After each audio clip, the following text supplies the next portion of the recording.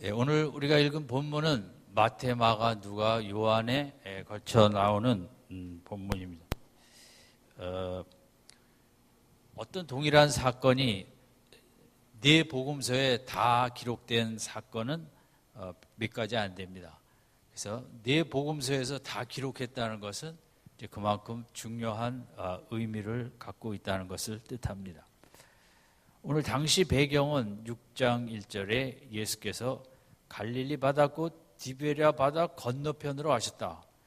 그러니까 갈릴리 바다나 디베랴 바다나 똑같은 곳인데 이름을 이제 이렇게도 부르고 저렇게도 부르는데 그 갈릴리 바다 동편으로 갔다는 것입니다. 대부분 성읍들은 서편에 있었고 예수님께서 제자들하고 같이 조용한 시간을 보내시고자 마치 우리 여름철 휴가처럼 수련회처럼 이제 많은 무리들하고 분리되기를 원하셔서 동편 멀찌감치 그쪽 산에 3절에 있는 대로 산에 오르사 그렇게 기록이 되어 있습니다. 그러나 당시 이 사건이 예수님 사역의 말기 쪽에 해당하기 때문에 예수님을 따르는 무리들이 상당히 많았고 2절에도 큰 무리가 예수님이 저쪽이 가셨다는 소식을 듣고 상당히 먼 거리로 갈릴리 바다 그 옆으로 돌아서 북쪽으로 해서 동쪽까지 허단 이렇게 큰 무리가 이제 그 산에까지 쫓아 올라온 것입니다. 우리가 오병이어가 5천 명이 먹었다는 이제 성경의 기록은 장성한 남성의 숫자만 치는 유대 문화 때문에 그렇게 이제 5천 명이 먹었다는 것은 아이들과 이제 여성들과 합하면 15,000, 2만 명에 해당한다고 계산할 수 있는데, 그러니까 너무 큰 무리가 물론 병을 고치기 위해서도 그렇고 예수님의 말씀 속에 참 자유와 기쁨을 누리기 위해 그렇게 많이 이제 거기까지 따라왔습니다.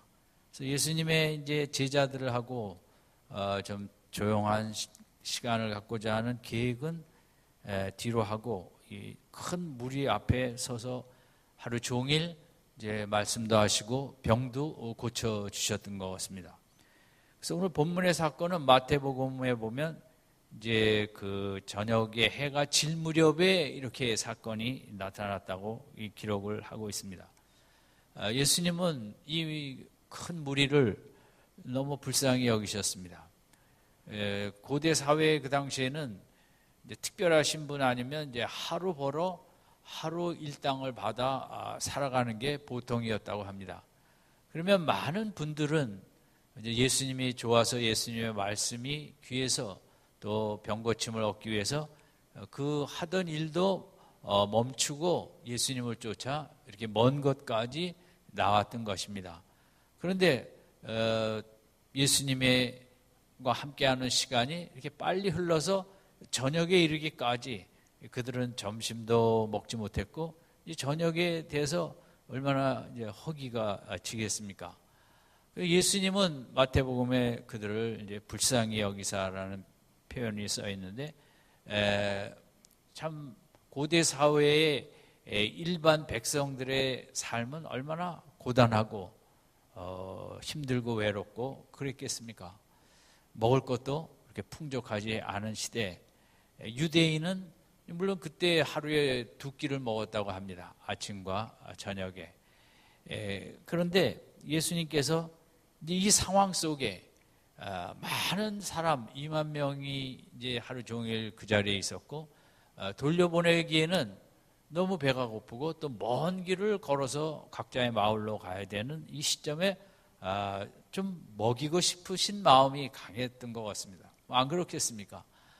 그 배고픈 백성, 몸도 마음도 영혼도 배고픈 백성에게 진리의 말씀은 먹였지만 또 육적인 음식도 필요해서 먹이고 싶은데 주님은 이 현장 속에서 이제 제자들이 어떻게 반응하는가를 시험하는 그 말씀을 하셨습니다. 예수님 공생의 후기 쪽으로 왔기 때문에 제자들이 예수님 하는 모든 것을 보았고 모든 말씀을 들었기에 이제 믿음이 상당히 성장했어야 되는 것이 맞습니다. 그러면 주님은 마태복음 14장 16절에 이렇게 말씀하고 있습니다. 너희가 먹을 것을 주어라. 그 빈들에서 그 산 쪽에 올라와서 마을도 멀고 가진 건 없고 또 예수님 제자들도 무슨 돈을 많이 갖고 있는 것도 아니고 근데 예수님은 갑자기 제자들에게 너희가 먹을 것을 줘라. 참 어떻게 보면 황당한 말씀을 하신 것이죠. 그리고 오늘 본문에 보면 5절에 특별히 이렇게 말씀하셨어요. 빌립이라는 제자에게, 빌립이 아마 이런 행정적인 총책이었든지 오는 것을 보시고 빌립에게 이르시되 우리가 어디서 떡을 사서 이 사람들로 먹게 하겠느냐. 그러니까 빌립에게는 좀 구체적으로 이 떡을 사서 먹여야 될 텐데 어떻게 하면 좋겠느냐. 물론 떡을 살 수가 없죠. 마을에서도 멀어졌고 또 어느 마을에 가면 뭐 2만 명이 먹을 떡이 빵인데 사실 우리 번역상 떡인데 그런 걸 음식이 그렇게 많은 곳이 어디 있겠습니까? 그러니까 예수님의 말씀은 마태복음 14장 16절 너희가 먹을 것을 주라. 요한복음 6장 5절 어떻게 떡을 사서 이 사람들을 먹이겠느냐. 예수님의 마음은 똑같은 마음입니다. 제자들에게 너희가 좀 이 문제를 해결해 봐라. 나를 그렇게 나와 함께 했으면 이 상황 속에서 이런 문제를 해결할 줄 알아야 된다. 이런 답답하고 어려운 많은 사람들이 지금 배가 고프고 이런 속에서도 이 문제를 해결할 수 있는 그런 믿음이 있어야 된다. 예수님의 마음이죠. 또 그걸 기대하시고 그럼에도 불구하고 예수님은 또 아직 제자들이 그만큼 성장하지 못한 것도 알고 계시죠. 그래서 6절에 이렇게 말씀하시면 친히 어떻게 하실 것을 아시고 빌립을 시험코자 하심이라. 빌립뿐만 아니라 이제 제자들의 믿음의 현주소를 보게 하기 위하여 시험하셨다고 그랬습니다. 그래서 시험은 우리가 학교에서 치르는 시험도 골치는 아프지만 내가 얼만큼 실력이 있나 그 점검하는 계기가 되는 것처럼 예수님의 이 시험은 실족해 하기 위함이 아니라 예수님을 거의 3년 동안 따라다녔는데 정말 그럼 따라다닌 그 결과로서의 믿음이 어느 정도 되었는가 내 믿음이 한번 시험해 봐야 되지 해서 현실을 파악하고 이제 그 부분에 이제 고쳐야 될 점은 고치기를 원하는 이런 마음에서 제자들에게 정말 너무 있을 수 없는 너희가 먹을 것을 주라. 제자들은 아마 손살 칠 수밖에 없었죠. 빌립도 그래서 빌립의 대답은 7절에 있는 대로 각 사람으로 조금씩 받게 할지라도 200데나리온의 떡이 부족하리다. 많은 돈이 필요하다는 거죠. 물론 돈이 있다고 떡을 사올 수도 있는 건 아닌데 빌립의 마음에는 이제 이 상황은 불가능하다. 이제 이런 쪽에 이게 이제 세상적인 계산법으로는 맞죠. 이것은 돈도 없고 마을도 멀고 마을에 가도 어떻게 그 수많은 사람이 먹을 떡이 있겠습니까? 그래서 빌립의 반응은 예수님이 원하는 쪽으로 아직 올라오지 못했습니다. 마태복음 14장에서는 제자들이 어떻게 반응을 했냐면 빨리 보내소서 이렇게 반응을 했습니다. 그거 먹일 수도 없는데 이렇게 시간을 끌면 안 됩니다. 빨리 해가 더 지기 전에 무리들을 보내는 수밖에 없습니다. 이게 이제 제자들의 반응이었어요. 빌립의 반응, 제자들은 빨리 보내는 게 길이다. 세 번째는 이제 안드레라는 제자가 보인 반응인데 8절, 9절 같이 읽겠습니다. 시작.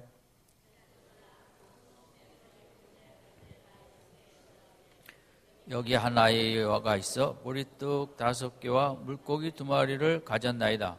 그러나 그것이 임하는 사람에게 얼마나 되겠사옵나이까.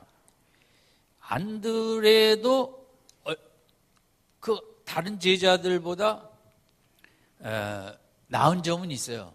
이 보리떡 5개와 물고기 2마리를 가져왔으니 그러나 9절 마지막에 보면 그것이 임하는 사람에게 얼마나 되겠사옵나이까.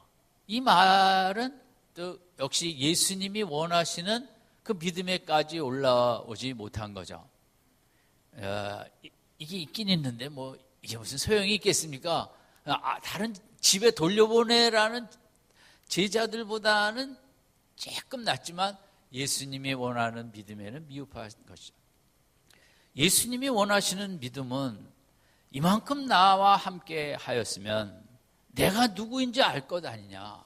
내가 인간의 몸이긴 하지만 그동안 하나님의 아들이 아니면 보여줄 수 없는 그 많은 이적들, 또 많은 병고침, 귀한 진리의 말씀, 이 정도면 나를 알고, 예수님, 우리는 자원도 부족하고 어떻게 해야 될지도 모르겠고 방법도 길도 없습니다. 그러나 예수님은 하실 수 있지 않습니까? 예수님이 하시옵소서. 예수님은 이 믿음을 원하신 거예요. 무슨 뭐 차원 높은 믿음이 아니라 예수님 손에 맡깁니다. 이 어려운 상황과 이 힘든 문제에 다 매겨야 되는데 매길 수 없는 뭐 인간의 계산으로 되지 않는데, 그러나 예수님의 손으로는 다 할 수 있지 않습니까? 아멘. 이 믿음을 원한 거예요. 예수님은 이걸 듣고 싶었던 거예요. 믿음의 성장이라는 것은 다른 게 아니에요. 너무 복잡하고 힘들고 답답한데 그거 갖고 눌림받는 게 아니라 이 모든 문제를 예수님 손에 맡깁니다. 예수님은 하실 수 있지 않습니까? 이게 성경이 말하는 최고의 믿음인 줄로 믿습니다. 예수님은 좀 이런 믿음 갖기를 원한 거예요. 제자들이 이제 예수님이 떠나실 날도 머지 않았어요. 그럼 예수님이 승천하신 다음에 제자들이 사도행전에 보면 얼마나 그 많은 어려운 상황 앞에 계속 직면합니까? 그럼 그때마다 그들이 이겨나갈 수 있는 길은 뭡니까? 하나님, 예수님, 우리 상황을 도대체 우리가 어찌할 수 없습니다. 주님이 길을 열어 주시옵소서. 이 믿음 하나면 충분하다는 거죠. 여러분, 이 한 주간도 남은 생에도 마찬가지겠지만 우리에게 필요한 믿음은 뭐 신학 공부를 하는 것도 아니고 성경을 다 외우는 것도 아니고 내가 해결할 수 없는 문제를 주님 손에 올려드립니다. 주님 뜻대로 해결하여 주시옵소서. 이 믿음 하나면 우리의 남은 인생 힘들지 않을 것입니다. 그리고 예수님은 기뻐하실 것입니다. 예수님은 예수님 손에 그 문제들을 맡기는 자녀들을 제일 좋아하십니다. 내가 하겠다고 뻗은기는 그런 모습을 제일 싫어하시고, 내가 할 수 없다고 다 끝났다고 포기하는 모습도 싫어하시고, 나는 다 끝난 것 같습니다. 내 세상적인 계산은 끝났습니다. 그러나 주님의 계산법으로 얼마든지 길이 있는 줄 믿습니다. 이 믿음의 소리를 듣고 싶었던 거예요. 예수님은 다른 소리가 아니라. 근데 이 제자들의 세 가지 반응에서는 이제 이런 얘기를 못 들었죠. 그러나 주님은 또 다 알고 계세요. 부족하다는 것. 이것은 사도행전 2장에서 성령을 받아야만 그런 충만한 믿음이 세워지고 강해지고 그러는 걸까요? 우리에게 성령의 도우심이 없이는 좀 더 나은 믿음으로 이렇게 한 단계 높아지기가 쉽지 않으니까요. 그러나 이제 오늘 우리가 생각할 것은 이 아이입니다. 9절에 있는 여기 한 아이, 이름이 없고 딱 9절만 나오고 많은 이 아이. 근데 이 아이는 제자들과 너무 달랐어요. 그걸 내놨거든요. 예수님 앞에 물고기 2마리와 보리떡 5개를 가지고 예수님은 뭔가 하실 수 있다고 내놓은 이 아이. 예수님을 맨날 따라다니면서 다 보진 않았지만 이제 이 본문에서 대비되는 거는 이 제자들하고 이 작은 아이의 믿음의 대비인 거죠. 예수님을 맨날 따라다니고 주여 주여 하고 같이 식사하고 같이 잠자고 좋은 말씀 다 들은 제자들은 이 세상적인 계산법에 빠져서 불가능하다 그랬어요. 그러나 이 아이는 어떻게 이걸 드릴 수 있었을까? 이게 저녁이거든요. 그럼 저녁이면 아이들은 얼마나 먹는 걸 좋아하고 배고픈 걸 못 참습니까? 어떻게 점심도 안 먹고 저녁까지 이 아이가 도시락을 갖고 있었을까? 말이 도시락이지 이것은 그 당시 사회로서는 정말 가장 낮은 물고기 2마리가 또 손바닥만한 것도 아니고 메리치보다 조금 큰 거에다가 쬐끄만 보리떡 5개는 정말 가장 가난한 사람들이 먹는 이제 그런 내용이었다고 생각할 때 이 아이가 어떻게 저녁까지 이것을 안 먹고 있었을까? 이 아이도 그날 하루 종일 주님 곁에 있었던 것 같습니다. 아이가 믿음이 좋으면 얼마나 좋았겠습니까만은 할 일이 많지 않은 그 시대에 집안에 특별한 일도 없었든지 엄마한테 얘기해서 내가 오늘 예수님이 저기 계셔서 사람들이 간다는데 나도 따라갔다가 오겠다는 그런 말씀을 드리고 승낙을 받아 이제 그런 작은 것이라도 갖고 올라왔죠. 근데 그걸 어떻게 예수님 앞에 드리고 예수님은 하실 수 있다는 믿음을 가질 수 있었을까요? 저는 이 아이가 예수님에 대해서 많이 들었었고 갈릴리 쪽의 사람들은 예수님 얘기를 얼마나 많이 들었겠습니까? 그들은 요즘 우리 축구 얘기하든 그런 것, 그들은 입만 벌리면 예수님 얘기를 했었을 것입니다. 그는 그 아이가 많이 듣고 그리고 또 눈으로도 몇 번은 따라갔었을 수도 있습니다. 예수님을 너무 좋아했습니다. 영웅이 없는 그 시대에 로마의 압제를 받는 그 시대에 나라를 구원해낼 그런 인물도 없는 시대에 예수님은 이 아이의 마음을 설레게 하고 이 아이의 마음 깊은 곳에 예수님을 너무 좋아하게 되고 정말 예수님을 믿게 되고 아이 수준이지만 그 아이의 마음으로 믿음으로는 예수님을 믿고 그랬기 때문에 이게 이제 바디메오도 마찬가지인데 소경이었지만 어떻게 예수님 앞에 절규하고 예수님의 그 나아가는 발걸음을 멈추게 할 수 있었는가? 그런 예수님을 진짜 알고 있었기 때문이에요.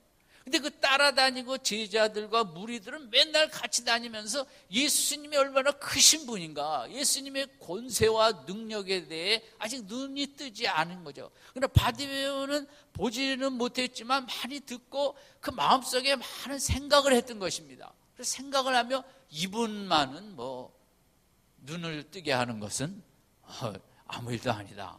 마찬가지로 이 아이도 너무 예수님 생각으로 가득 찼던 것 같습니다. 그리고 예수님이 워낙 크신 분이고 예수님은 능치 못할 것이 없다, 못하실 것이 없다. 그분은 구약의 모세보다 더 훌륭하신 분이고 모세가 하늘에서 만나를 내렸는데 이분은 그보다 더 할 수 있는 분이라는 그런 어리지만 이제 제일 신앙에서 중요한 것은 예수님을 알아가는 거예요. 예수님이 얼마나 귀한 분이고 그분으로 말미암아 세상이 창조되었고 그분을 위하여 세상이 창조되었다 그랬거든요. 그러니까 우리 아이들이 지금 교회를 오면서도 예수님 생각할 시간이 주중에 너무 없는 거예요. 이게 이제 우리의 문제죠. 물론 그래서 성경학교도 하고 수련회도 가고 하지만 오늘 인류의 문제, 우리들의 문제는 예수 생각이 충분치 않다는 거죠. 육신 생각 아니면 세상 생각. 저도 하루를 살면서 그 싸움이에요. 생각의 싸움이에요. 생각하다가 아이고 내가 왜 이 생각하지? 그만해야지. 하나님 생각을 해야지. 그 싸움이에요. 왜냐하면 하나님 생각, 예수님 생각 외의 생각들은 되게 나에게 도움이 되는 게 아니에요. 생각해봤자가 다 많아요. 자식 문제든 무슨 문제든 내 문제든 뭐든 다 골치 아픈 생각들이고 나를 편안하게 하고 생명을 주고 기쁨을 주는 것은 예수님 생각과 하나님 생각밖에 없는 줄로 믿습니다. 아멘. 생각의 시간이 필요합니다. 우리에게. 신앙생활은 저는 기도보다 앞서는 게 생각이라고 생각합니다. 예수님 생각. 예수님 하나님 생각을 많이 한 만큼 귀한 기도가 되어지고 응답이 더 많아집니다. 근데 예수님을 충분히 생각하지 않은 기도는 육적인 기도 우선이 되기가 쉽거든요. 이 아이가 왜냐면 제가 이제 어릴 때 생각하니까 제가 초등학교 어릴 때 그때 저는 믿음이 없어서 이렇게 하지 못하고 할 일은 없고 재밌는 것도 없고 그 시대에 지도책 갖다 놓고 막 나라마다 수도 외우고 또 뭐고 또 할 일이 있어야죠. 아이들은 심심하면 뭘 하고 상상을 하길 좋아하잖아요. 뭐 만화 영화든 뭐든 상상을 하는데 이 아이에게서 우리가 참 생각해야 될 좋은 점은 예수님을 너무 많이 생각했다는 거예요. 근데 예수님은 뭐든지 할 수 있다라는 믿음이 있었기에 그는 이 상황 속에 아마 예수님 제일 앞에 와서 앉았었던 것 같아요. 이 아이가. 우리가 그 앞에 앉는 게 중요해요. 뒤에 앉는 것보다. 예배당에 와서도 앞에 앉은 분이 성령의 역사가 더 큰 줄로 믿습니다. 근데 이 아이가 이제 그 예수님과 제자들 하는 얘기를 들었던 것 같아요. 이거 뭐 먹을 거 뭐 어떻게 하냐, 뭐 없다, 돈이 없다, 돌려보내자. 근데 이 아이 마음은 달랐던 거죠. 이 아이 마음은 예수님은 도시락을 드리면 구약에도 사르밧 과부처럼 엘리야가 밀가루가 마르지 않고 기름이 마르지 않고 모세는 만나도 내렸는데 이분은 그보다 더 크신 분인데 뭐를 못하겠느냐. 예수님 앞에 직접 갖고 나가기는 좀 두렵고 떨리고 그 옆에 있던 제자 한 명을 붙잡고 이걸 드려달라고 했는데 그분이 안드레예요. 안드레가 가서 빼앗아 온 건 아니에요. 예수님이 뭐 없냐 할 때 가서 예수님이라도 식사하시라고 빼앗아 온 건 아니고 아마 이 아이가 그렇게 드리라고 그랬던 것 같아요. 사실 예수님은 이 2만 명에게 모세의 만나처럼 다 이렇게 내릴 수 있었어요. 그건 뭐 어렵겠어요. 그런데 참 예수님의 초점은 제자들이었어요. 제자들이 더 믿음의 사람이 돼야 될 텐데 교회에 많은 이제 성도들이 있지만 사실 더 그 예수님이 더 어떻게 보면 이렇게 리더로서 더 성숙하고 양육되기를 원하는 안수 집사님, 권사님, 장로님들이죠. 예수님의 이 본문에서 초점은 제자들의 믿음을 훈련하기 위해서, 더 연단하기 위해서. 그래서 이렇게 질문도 하고 시간을 갖고 상황을 보는 거거든요. 제자들 아니면 그냥 만나를 내려서 다 먹이면 돼요. 근데 일부러 만나로 안 먹이고 이런 일련의 과정을 거치는 것은 제자들이 더 깨어나기를, 믿음의 사람이 되기를 원하는 그 강한 마음이죠. 우리가 교회 출석하는 거 중요합니다만 더 중요한 것은 하나님의 더 귀한 일꾼, 영적인 리더, 우리가 그래서 수련회도 가고 더 우리가 사모하는 사람들을 주님은 끌어내셔갖고 더 준비시키고 은혜 체험하게 하시고, 이 오병이어의 사실 핵심은 제자 훈련이었거든요. 근데 제자들은 실패했고 이 아이는 정말 주님의 마음을 흡족하게 했습니다. 그러니까 제자들이 예수님 이 땅을 떠나신 후에 제일 잊을 수 없는 치욕적인 사건이라면 본문의 사건일 것입니다. 십자가 부인도 그렇지만 그거보다 그 어린의 믿음 앞에 절절맸던 우리들의 믿음, 정말 예수님을 바로 알지 못하고 예수님 손에 우리의 문제를 맡겨드리지 못했던 부끄러움. 우리가 부끄럽다는 게 뭐 여러 가지가 있겠습니다만 제가 생각할 때는 제자들이 이 사건만큼 부끄러운 게 없었고, 왜냐하면 그 아이의 믿음 앞에 너무 정말 충격을 받고 초라함을 느꼈기 때문인 거죠. 우리 아이들 방학 때 너무 공부만 시키지 마시고 진리의 훈련도 시키시고 믿음의 사람이 되도록 시간을 내게 하세요. 수련회도 보내고 성령학교도 잘 보내고. 이러면 아이들의 믿음이라고 뭘 알겠냐? 하지만 모르지만 단순한 그 믿음이 그 아이의 기도가 이 나라를 살릴 수도 있는 줄 믿습니다. 우리가 아이들을 공부나 열심히 해라 정도로 보면 안 되죠. 그들도 귀한 영혼의 존재이고 하나님이 뜨겁게 사랑하고 오늘 본문과 같은 이런 제자들을 부끄럽게 하고 주님을 그렇게 기쁘게 해드리는 그런 믿음의 주인공이 될 수도 있거든요.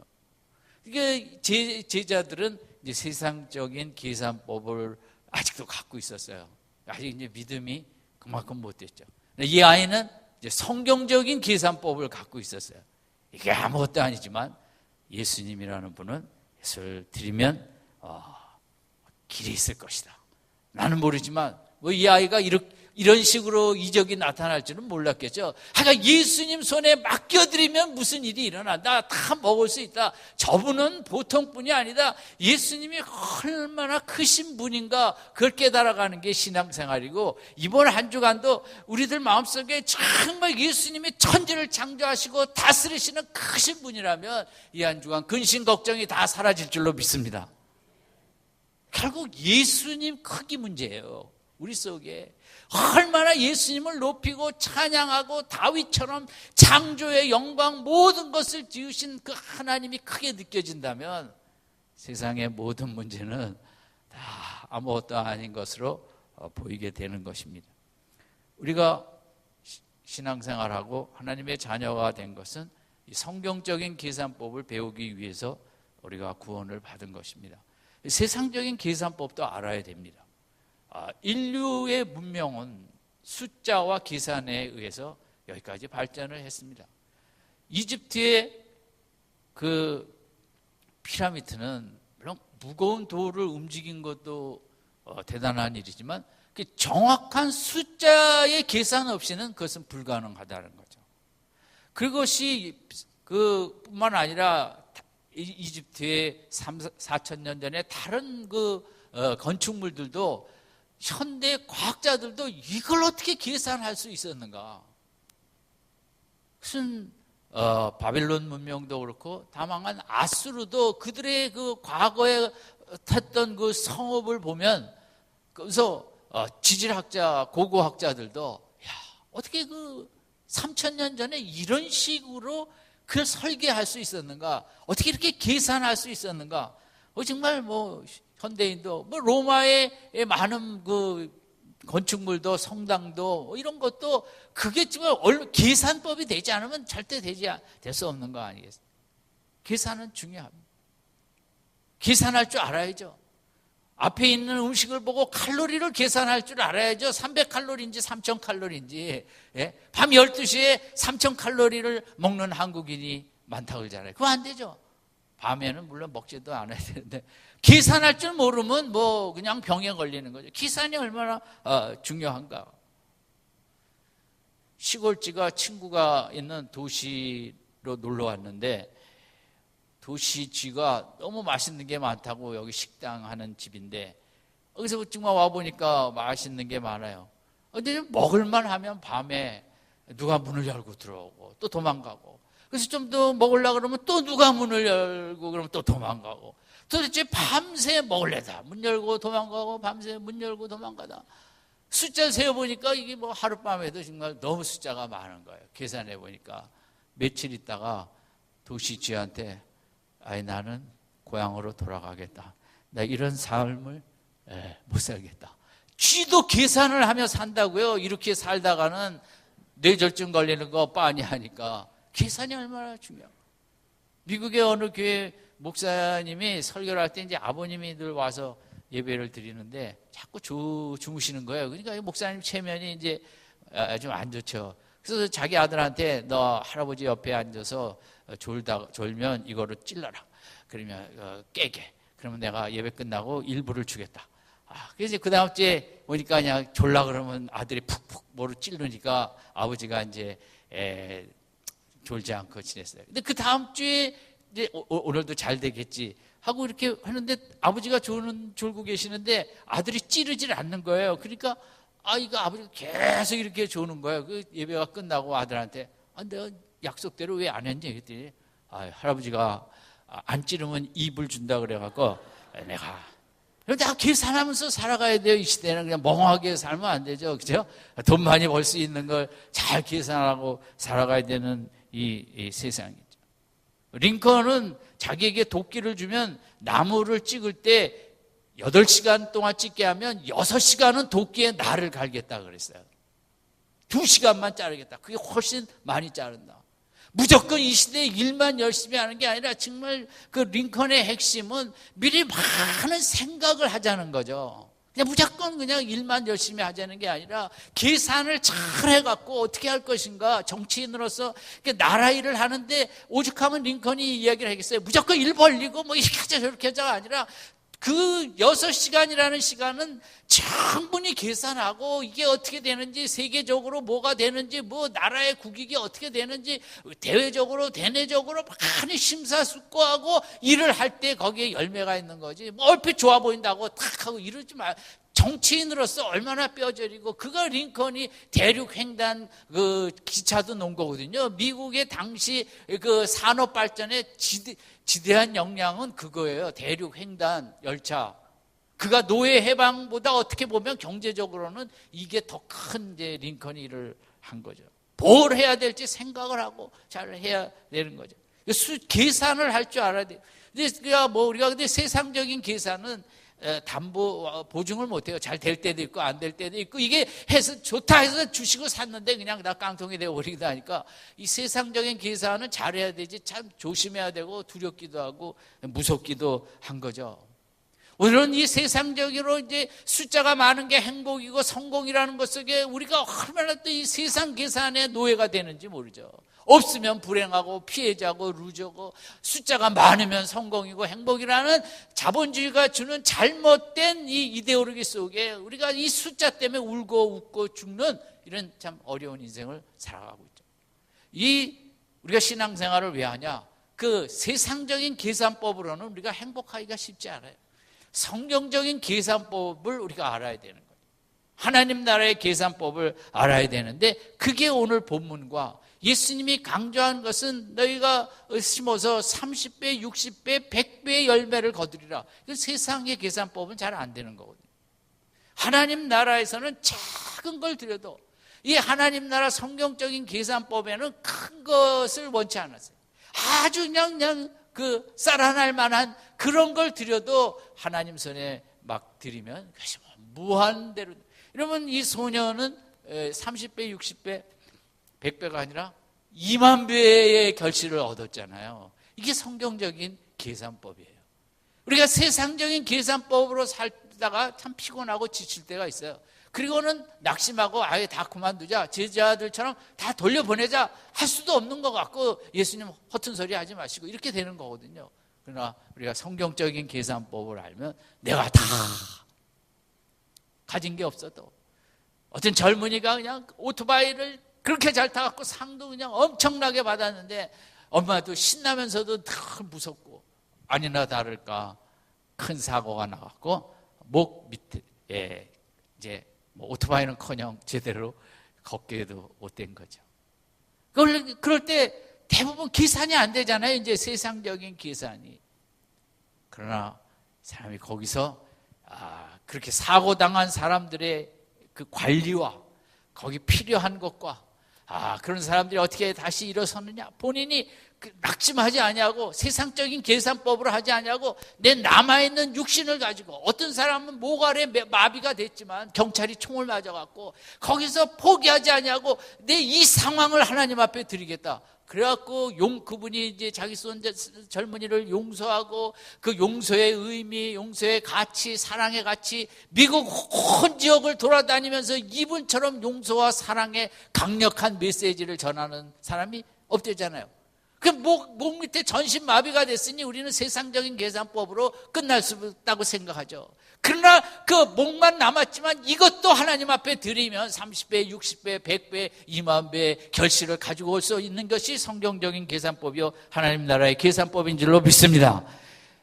야곱이 그 지독한 삼촌 앞에 다 뺏겼죠. 20년 동안 남은 게 없어요. 자식은 10명이 넘는데 가진 게 없죠. 그러나 그래도 그 믿음으로 나아갔기에 하나님께서 마지막에 얼룩이 염소 얼룩이 양을 해갖고 지 삼촌보다 더 많은 가축을 준 거예요. 우리의 작은 믿음을 드리고 우리의 어떤 재능, 우리의 시간 드리는 것도 정말 하나님 너무 좋아하시죠. 현대인이 시간 타령인데 그 시간을 내서 우리가 수련의 시간도 드리고 새벽기도 시간도 드리고 금요기도 시간도 드리고, 여러분 하나님은 드리지 않는 것 갖고는 역사하지 않습니다. 우리가 드리는 작은 것, 작다고 하나님은 탓하지 아니하시고 작은 것이라도 드리는 그 귀한 마음과 믿음을 보시고, 사르밧 과부의 한 끼밖에 안 남았지만 선지자를 대접했더니 마르지 않는 그게 나오듯이 기도원이 300명 갖고 싸운다는 거는 그건 뭐 죽겠다는 것과 똑같죠. 그러나 그 300명도 하나님 앞에 드렸대 13만 5천과 능히 싸워 이길 수 있었던 것. 이 성경적인 계산법, 이게 우리에게 있어야 되고, 이 성경적인 계산법을 우리가 가르침 받기 위해서 하나님 우리를 선택하시고 불러주신 줄 믿습니다. 아무쪼록 세상적인 계산법에도 날카로우시기 바랍니다. 너무 지나치지 않을 정도로, 왜냐하면 세상을 계산을 잘해야 되니까. 그러나 그거 갖고 우리가 답답하고 한계가 부딪힐 때 있어요. 그때는 또 무슨 계산법을 가지고 와요? 성경적인 계산법. 나 목 밑에 다 마비됐어도 제로가 아니야. 나는 하나님과 하나이기 때문에. 그게 성경적인 계산법이에요. 이 아이의 계산법. 내가 가진 거 이거 별 볼일 없지만 예수님 손에 맡겨드리면 그분이, 그 크신 분이 뜻 안에서 다 먹이실 것이다. 여러분, 이 한 주간 세상적인 계산법도 잘 사용하시고, 더 중요한 성경적인 계산법을 놓치지 마시고 자꾸 드리세요. 하나님 드릴 거 없습니다. 마음만 드립니다. 이거 귀하죠. 하나님 제일 좋아하는 거 우리 마음 드리는 거니까. 하나님 하루에 10분씩 제가 말씀 묵상의 시간을 드립니다. 하나님 5분씩 제가 기도의 시간을 드립니다. 하나님은 드리는 속에 역사를 반드시 하실 줄로 믿습니다. 드리는 것을 하나님 그렇게 좋아하세요. 우리가 뭐 많은 거 안 드려도 하나님 개의치 않으세요. 중심을 보시니까 작은 것 드리고, 이 한 주간의 삶 속에서 드리고 하나님 역사하시고, 드리고 하나님 많은 열매 맺게 하시고, 아니 우리 남은 생에도 늘 내가 무엇을 드리고 있는가, 작다고 낙심하지 마시고 드릴 수 있는 시간과 또 우리 헌금도 마찬가지죠. 드리고 이 아이처럼 드려서 2만 명을 그렇게 먹게 했다. 얼마나 귀한 역사이십니까? 오늘 본문의 이 아이의 믿음이 우리의 믿음이 되는 복된 아침이 되시기 바랍니다. 이 아이의 믿음을 주시옵소서. 예수님은 무엇이든지 할 수 있다고, 예수님 손에 맡기면 된다고, 그 작은 걸 내밀었던 그 믿음으로 이 한 주간 힘있게 승리하며 살아가는 성도님들 되시기를 주님의 이름으로 축원합니다.